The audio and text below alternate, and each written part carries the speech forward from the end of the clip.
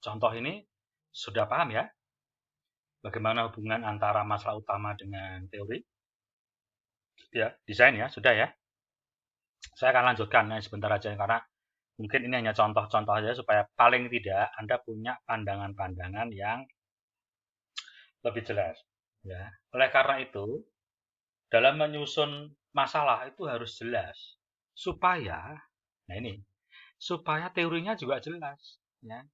Kalau dalam penulisan masalah utamanya itu tidak jelas dan ya berdasarkan fakta-fakta di lapangan, pertama, yang kedua berdasarkan bagaimana apakah itu potensi atau kendala. Ya.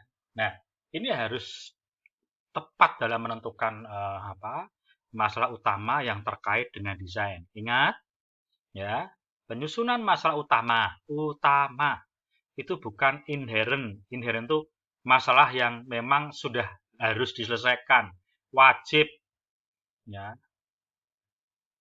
wajib diselesaikan inherent itu. Jadi misalnya yang saya ulangi lagi deh pokoknya ya. Jadi inherent itu masalah yang terkait dengan kenyamanan, keselamatan, gitu ya. Kemudian kesehatan dan kemudahan.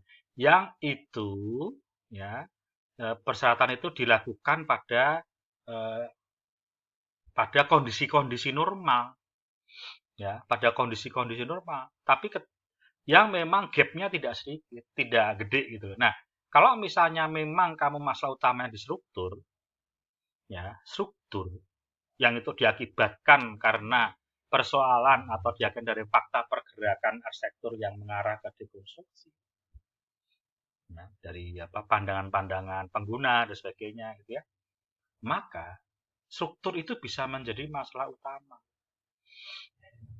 Struktur tidak bisa menjadi masalah utama, tapi hanya inherent kalau ya persyaratan-persyaratan yang ada di ruang itu sudah biasa-biasa saja, tidak ada gap gitu. Selalu ada gap, misalnya gap di mana pasir, struktur bisa menjadi masalah utama ketika itu pasir, kemudian yang kedua mungkin gampang kena rob, misalnya seperti itu akan bisa menjadi masalah utama karena fakta yang di lapangan itu berbeda pada kondisi-kondisi normal seperti apa yang kita ketahui bersama. Ya, seperti itu. Nah, ini berbicara masalah makna, bentuk, kembali ke gedung pertunjukan, berbagai jenis musik. Berarti di sini ada teori bahasa arsitektur, teori makna, ekspresi, transformasi bentuk. Ya, ini kita tambahkan saja, ya. Tambahkan saja di sini teori tentang musik itu sendiri, ya. Teori tentang teori genre jenisnya dan musik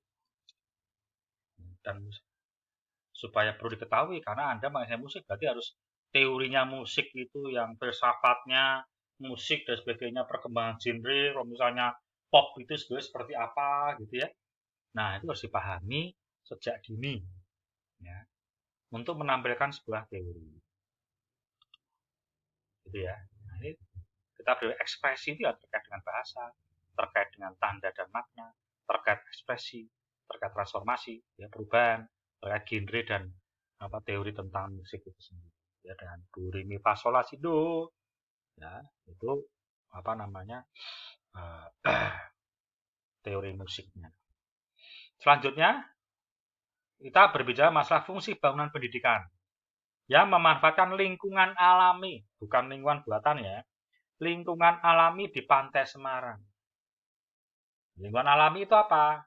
Ya, tentu ada sun, wind, temperatur, humidity, gitu, dan sebagainya, gitu kan. Kemudian ada energi terbarukan, karena dia memanfaatkan lingkungan alami, oke? Okay? Ya, kalau Anda buatan pasti mungkin saja energinya tidak terbarukan. Kemudian letaknya di pantai, yang mempunyai air yang mengandung garam yang cukup tinggi, yang membuat korosif gitu ya pada benda-benda metal. Nah ini juga ada teori keawetan. Apakah awet atau kekuatan?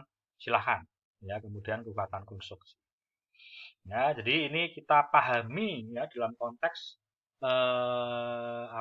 landasan teori. Nah, perlu diingat penulisan teori itu jangan hanya ditulis. Ingat, langsung ditulis. Ya, jangan langsung dituliskan. Dengan hanya mata Anda melihat ke atas, kemudian oh ya, tidak. Tapi masalahnya itu diuraikan dulu. Masalahnya diuraikan. Yang tadi 3 aspek itu tentang bentuk, tentang ini, diuraikan dulu secara mendalam sehingga Anda tahu apa yang akan diselesaikan. Nah, setelah akan diselesaikan, Anda tahu teorinya apa untuk itu. Kalau saya kan hanya memotong saja sini. Saya hanya memotong saja supaya ya untuk mempercepat saja. Saya tidak membuat makalah itu, tapi paling tidak antara masalah utama dengan teori di tengahnya itu ada narasi, ada identifikasi, ada tulisan-tulisan yang menjembatani antara masalah utama dengan teori yang dipilih. Ya. Untuk apa? Untuk menguraikan alasan-alasannya. Untuk menguraikan alasan-alasannya mengapa saya pakai yang humility. Pentingnya di mana? Nah, kenalaran kita ada di penguraikan itu. Gitu ya. Jadi itu penting itu, jangan langsung milih. Ya, selalu saya ingatkan jangan langsung milih. Kalian semua tuh bagian besar itu langsung milih sang serak kepengen rampung. Waduh bahaya. Anda tidak mendapatkan pengalaman-pengalaman di dalam menguraikan. Kesalahan-kesalahan, kekacauan-kekacauan dan sebagainya. Yaitu pembelajaran semua. Ya, gitu ya. Oke. Ada pertanyaan? Kita nanti diskusikan saja di cyber ya, di cybernya Unika tentang beberapa hal yang di sini. Ingat, permasalahan itu Anda harus baca lebih dalam karena itu intinya di situ. Terima kasih.